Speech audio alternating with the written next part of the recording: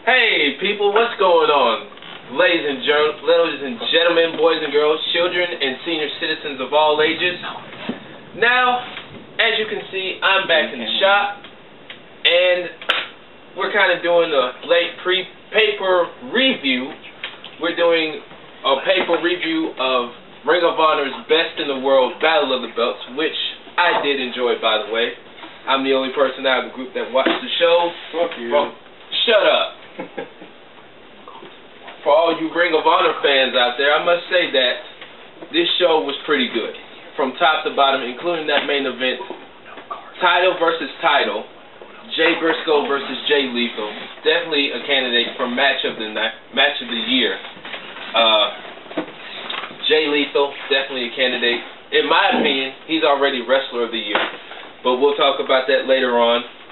As you can see, besides me, we've got mainstream Malcolm over here in the background. They can't see us. I don't care. Pockets over here chilling. Got no video, nigga. And the War Machine on camera. Damn right. Stop. Anyway. That's what she said. They hadn't messed with me in a while, so it's been a while since I've done a video by myself. But anyway, let's talk about... Anyway, let's talk about ROH Best in the World. Like I said, it was a great pay-per-view from top to bottom. Couple matches, but we'll definitely talk about that main event.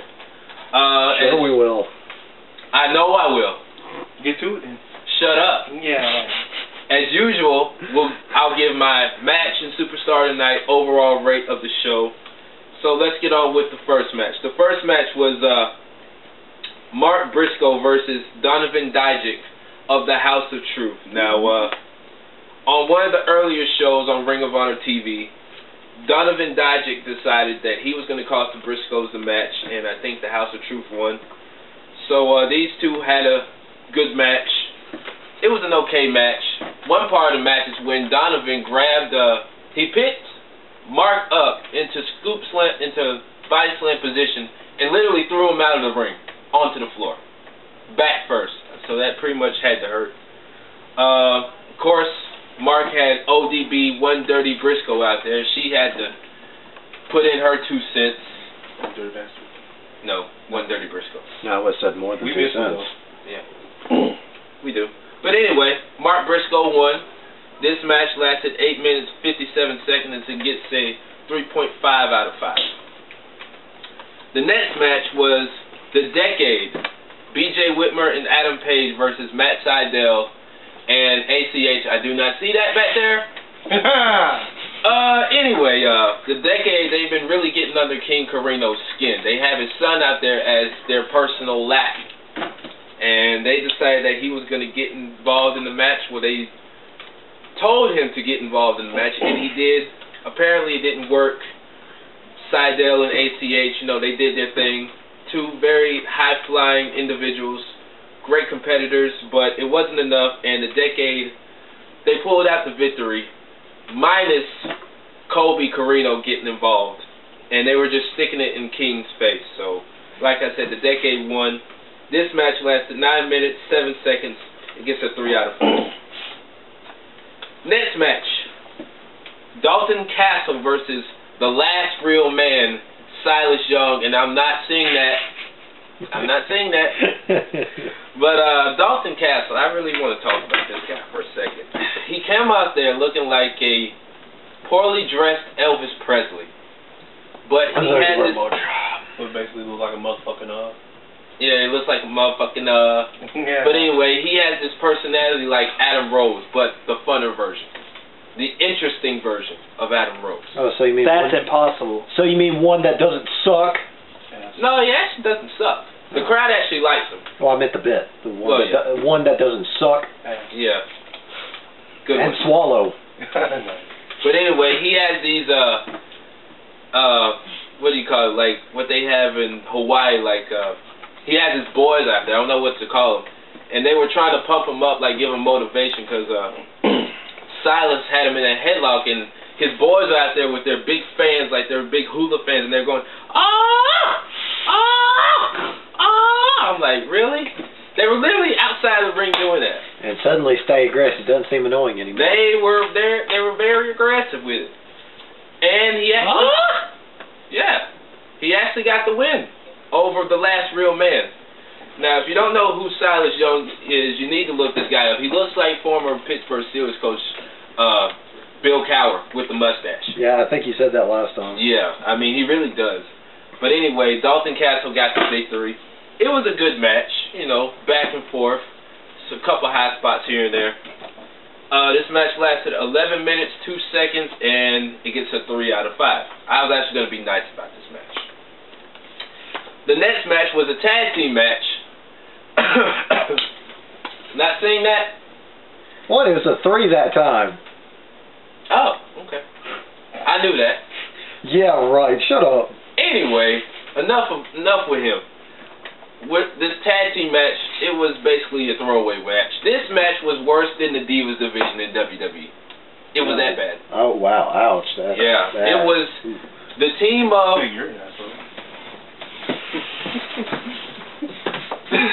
I can't help but to laugh. No, but the teams that were competing were CNC Wrestle Factory, Caprice Coleman, and Cedric Alexander taking on the team of Hanson and Raymond Robe, and their team name is called War Machine. No relation. No relation. But they're two big guys, of course. They're two monstrous competitors against couple muscular guys, and you know, this match was basically a throwaway. Cedric Alexander, he has this thing where, you know, he was on a losing streak or whatever, I guess, and before Best in the World, he was the first person to beat Moose, who we'll talk about later on in the show.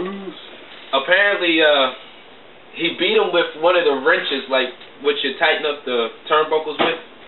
He used the wrench to beat Moose, and he was so excited, like he had just won the lottery. And Caprice Coleman, you know, he's like his backup. He's like someone he calls upon to help him out.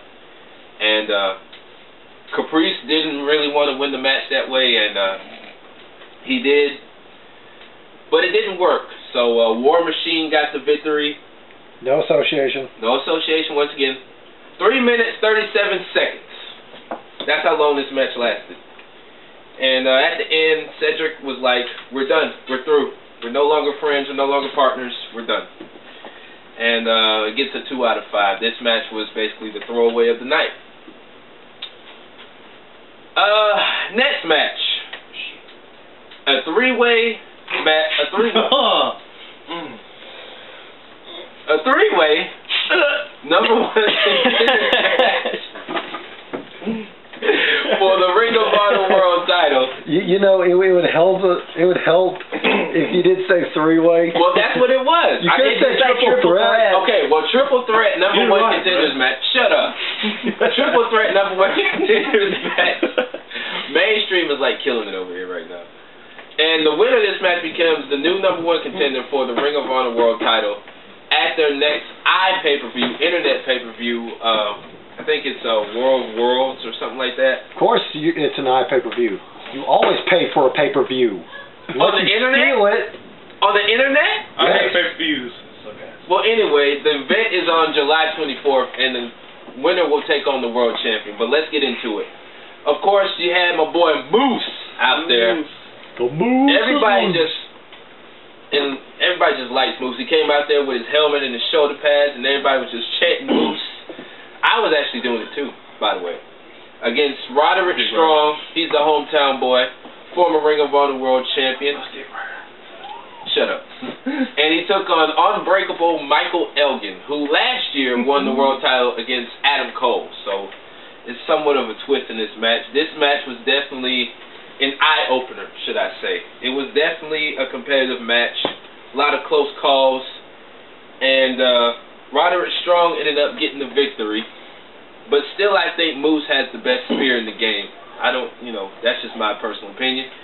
But like I said, the hometown boy, Roderick Strong, he got some love. Moose got some love. Elgin, no love at all. No love was given. No love? No fucks were given You about get no love? No love.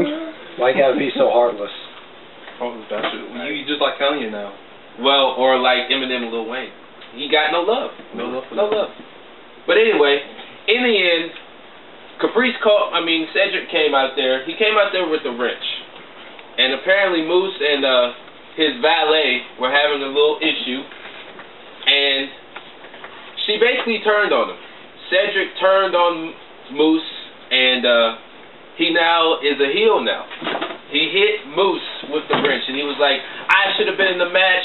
I'm the one that beat Moose. Dude, I would take Moose over you any day. But you had to cheat to win. Sure you would. You like animals. Anyway. You like that freaky animal style. No, I ain't that freaky. Oh, gosh. But you admit being freaky, though. That's another topic for another day. But anyway, this match lasted 13 minutes, 2 seconds. It gets a 4 out of 5. Now, another match I really enjoyed. 6-man tag team match. You got the Kingdom. Adam Cole, Michael Bennett, and Matt Taven, along with Maria Kanellis. If you have seen Maria, yeah. She's way better looking than what she looked like in WWE. Yeah. Oh. Yeah. And just a side note, Maria and Michael Bennett are married in real life. Damn. Yeah. So he's definitely hitting that. But anyway, they took on what? Tapping that ass. Yeah. He's throwing that ass in a circle.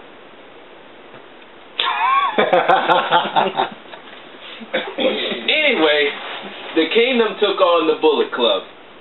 They took on the team of phenomenal AJ Styles, the IWGP Heavyweight Champion, and the Young Bucks. Now, anytime you put these three in the match, you're going to get your money's worth. You're going to get your time well spent. This match was just off the wall, fantastic. One point in the match, the Bullet Club went out there for some moonsaults outside the ring. The Kingdom ducked, and all of them hit him with super kicks. I don't know what it is with King Carino. Fucking super kicks. That's the throwaway. If it's not that, it's the spear. Now listen, every time Bullet Club... I wouldn't say spear's a throwaway move.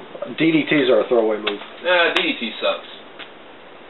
Because nobody, sells it anymore. Unless, oh no, Dean Ambrose sells it pretty well. Well, according to Austin, nobody sells it anymore.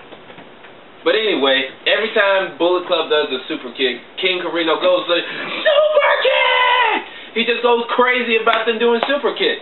Sir, you need to calm the fuck down. That's what I said. Adam Cole does one. Kevin Kelly's on commentary going, Cole! I'm like, really? Yeah. Is it that serious? I know it's a super kick, but dang. What's a kick, so... Yeah. I mean, but, the crowd loved the match. I love the match. Maria got involved. At one point, she slapped AJ Styles. The Young Bucks and AJ hit her with a Pele plus 2 super kicks in one. Damn. Yeah. Kicked her in the face all around. Literally. AJ went for a Pele. The Young Bucks were on the side. They hit him with a super kick. And then, I think they hit their Bullet Club Wombo combo, as I like to call it. Where, AJ had one of them in a pile driver position. No, the Young Bucks, they went for the Meltzer driver. Then they gave Adam Cole to AJ. He hit the Styles Clash. Before that, Young Bucks did a super kick to his chest. Then AJ hit the Styles Clash. Bullet Club won. This match, like I said, phenomenal. You're going to get your money's worth. This match lasted 14 minutes, 47 seconds, 5 out of 5. Yeah. The next match is a no disqualification match for the Ring of Honor World Tag Team Championships. It was Red Dragon, one of my favorite tag teams in wrestling, taking on The Addiction, which is consisting of Frankie Kazarian, Christopher Daniels. Now I like that jacket Daniels had on. He had like the British Englishman type jacket, like the guards wear, whatever. It's pretty dope. But this match, yeah, it was pretty good. I enjoyed it, not as much as I did the 6-man. It could have been a little better. They showed when the Addiction swerved everybody and took the titles thanks to Chris Sabin. He got involved. And now they have this group, I believe, it's called the Kings of the Rising Dead or something like that, where they're trying to take over Ring of Honor and take every belt away from, you know, the champions or whatever. Yes, whatever. But the Addiction, they won. They hit their finisher. I think it's called Celebrity Rehab or something like that. Celebrity Rehab. Yeah. So, as Kazarians say, they're the best tag team in the business. Really redundant. And they're also still the world tag team champions of the world. They must love the redundancy on that. Yeah, I know. But anyway, this match lasted 14 minutes, 50 seconds. It gets a 4 out of 5. Now, let's go on to the main event. Title versus title. Oh, we weren't at the main event yet? Huh? Damn. Yeah, we're already at the main event. No, I said we're not at the main event yet? Damn. Yeah. But anyway, in my opinion, this is one of the best matches in wrestling. One of the best matches of the year. It's title versus title, champion versus champion. The ROH World Television and Heavyweight title were on the line, and definitely it's another match that, you know, you got your money's worth. Both competitors, their parents were out there. Mama and Daddy Briscoe were out there. Mama and Daddy Lethal were out there supporting their kids, supporting their fellow competitors or whatever.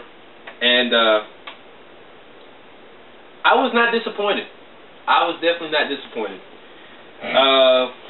Lethal coming in as the longest reigning television champion. Briscoe coming in as the world champion. Of course, Truth Martini and the House of Truth tried to get involved, but the referee wasn't having it. Now tell me why. I don't even know why. Why did the Truth Martini change suits? He goes from wearing a red suit to a white suit. He looked like a damn candy cane, for all I care. But anyway, one point in the match, Briscoe went for his Briscoe driver through a table on the Jay Lethal, and about 2 or 3 lethal injections later, Jay Lethal becomes the new Ring of Honor World Champ and still the television champ, and he definitely deserved it. I definitely got my money's worth.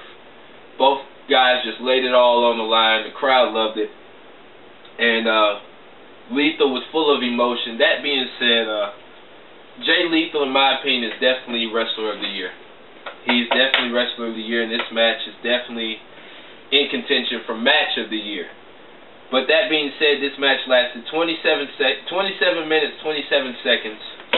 Gets a 5 out of 5. Now, Superstar and Match of the Night. Superstars of the Night goes to Bullet Club and Jay Lethal. Match of the Night goes to Title versus Title and the 6th Man. I mean, you can't go wrong with those 2 matches. As I said, I enjoyed the show. Could have been a little better besides that throwaway tag team match. But overall, I give this pay-per-view a 3.5 out of 5. Alright. So, that's pretty much my review for Ring of Honor Best in the World Battle of the Belts. Now, if you didn't watch it on pay-per-view, you can always go to Ring of Honor's website and watch it. You'll definitely get your money's worth. That being said, we'll be right back.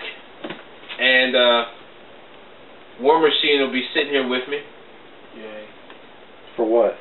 Top 10. Top 10 matches. Oh, I thought we'd do that in another video. That's what I'm saying. I mean, unless you want me to do it by myself. Well, no, I meant in the, yeah. But anyway, that's our review. And we'll see you again later on.